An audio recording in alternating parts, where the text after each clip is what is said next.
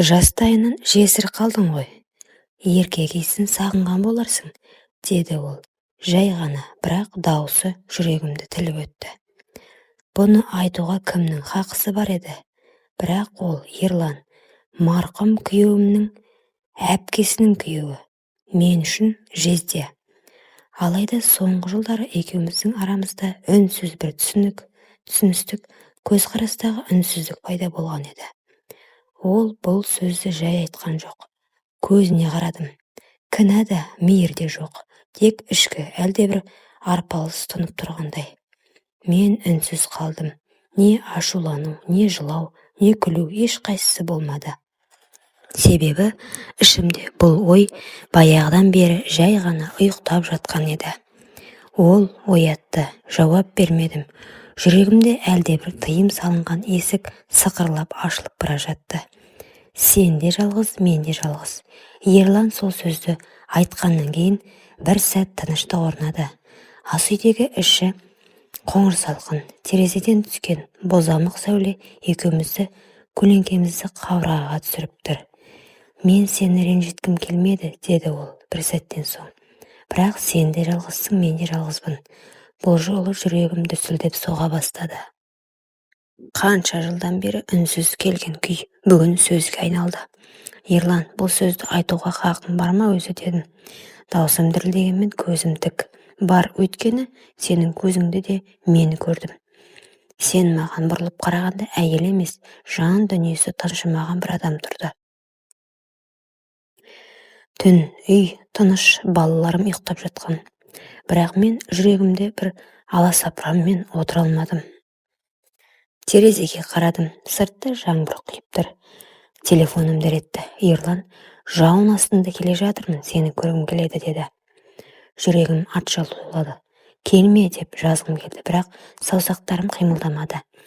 Іштей әлсіздік пе, әлде сол жылы сөзге зәрулігім бе, айыра алмадым. Бір сағаттан кейін есік тықылдады. Ашпасам да есіктің ар жағында оның тұрғанын сездім. Ақыры есікті аштым. Ерлан кірді. Көйлегі су, шашы маңдайына жабысып тұр. Көзінде от емес күйік бар. Жауыннан емес, сенен паналасам деп едім, деді ол ақырын. Мен үнсіз тұрдым. Тек жүрегім ғана қаш деп соғып тұр. Бірақ денем қозғалмады. Ол бір қадам жақындады. Бір түн, ештеңе өзгермесін, ешкімге де ештеңе айтпаймыз, тек тірі адамдай тыныстап көрейікші бір сәтке, деді даусы дірілдеп. Мен басымды шайқадым, бірақ көзім жасқа толды. Бұл жоқтықтың, жалғыздықтың, жаныма сіңіп кеткен тас қуыстың салдары еді. Жылылықты аңсап кеткен едім. Ол маған жақын келіп, қолымды ұстамақ болды. Бірақ мен шегіндім. Тоқта, бұл сезім бізді құлатады, ертең ұятқа қаламыз, дедім дірілдеп. Ұяттан бұрын жүрек өліп қалмай ма, деді ол. Ерлан жақындап жанымнан өтіп бара жатқан иісін сездім. Еркектің иісі, ұзақ жылдардан бері бойымнан өшіп кеткен, ұмыт бола бастаған сол иіс жанымды шымырлатты. Көзіміз түйісті. Сол сәтте бәрі үнсіз қалды. Уақыт, ой, күнә. Тоқта, дедім тағда, бірақ даусыз, сенімсіз шықты. Мен тек жан жылуын сағындым, деді. Ол да. Сол сөз маған балтадай тиді. Жоқ, бұл әлсіздік емес, бұл жалғыздықтың сіңіп кеткен сәті еді. Мен сағынғанмын, бірақ соны мойындау қорқынышты. Ол маған еңкейіп маңдайымды сүйді. Бір сәтке бүкіл жаным босап кеткендей болды. Бірақ мен шегіндім. Жоқ, Ерлан, біз бұлай өмір сүре алмаймыз. Кешір, дедім. Даусымда діріл болса да, жанымда шекара бар еді. Сенде ерлік бар, деді ол. Менде әлсіздік басым екен. Сол түні бәрі тым үнсіз еді. Жаңбыр тоқтаған, терезе алдында тек тымырт. Екеуміз де ештеңе айтпадық, бірақ ішімізде айқайлап тұрған бір нәрсе болды. Бұл дұрыс емес, дедім ақырын. Таң атып келе жатты. Ерлан үнсіз киінді. Есікке дейін барып, артына бұрылып қарады. Көзінде не өкініш, не қимастық айыру қиын. Жылулықты аңсаған қос жүрек тыйым мен тілек арасында қалып қойды. Сол сәтте уақыт тоқтағандай еді. Ешкім ештеңе демеді. Қол тигенде үміт те, үрей де бірге дір етті. Бұл болмағандай болсын, деді. Мен басымды изедім, бірақ жүрегім үнсіз жылап тұрған еді. Есіктің жабылған дыбысы маған тым ауыр естілді. Босағадан ұзап кете алмай тізе бүктім.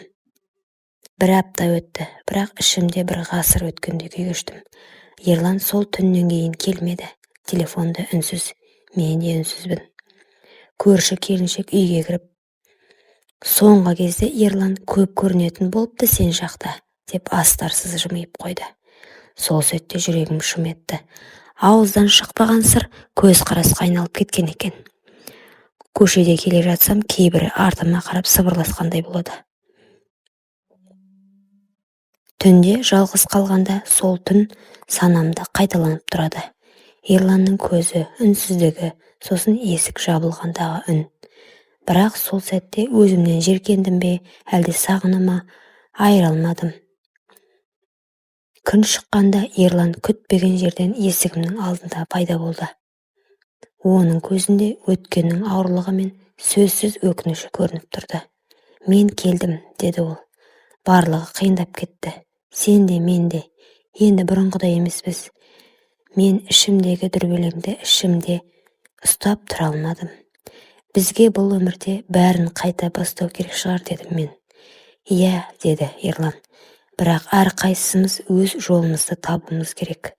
Бұл ең дұрысы. Біз ұзақ отырып, ақыры көзге жас алдық. Бір-бірімізге соңғы рет қарап, әркім өз өмірінің жолына бет алдық. Сол күннен бастап ешкімнің аузынан біздің аты жөніміз айтылмады. Біз өз таңдауымызды жасадық, және ол таңдау екеуміз үшін де ең ауыр, бірақ ең әділ шешім болды. Ерланмен өткеннің көлеңкесін артта қалдыру қиын болса да, мен оны кешіре білдім. Өткен өткенде қалды. Жастай жесір қалу ауыр сынақ, алайда сол сынақтан өтіп өзіңді жоғалтпау нағыз ерлік екен. Жылулыққа зәру болған адам алдымен өзін жылыта білу керек. Өз-өзіңе адал болу ең маңыздысы. Мен жаңа өмірге сенемін. Алдағы күндер тек жақсылық әкелсін деп тілеймін. Құрметті оқырмандарым, өмірден алынған шынайы оқиғаларды тыңдағыңыз келсе, менің арнама тіркеліп, лайк, комментарий жазып қолдап кетіңіздер. Келесі кездескенше.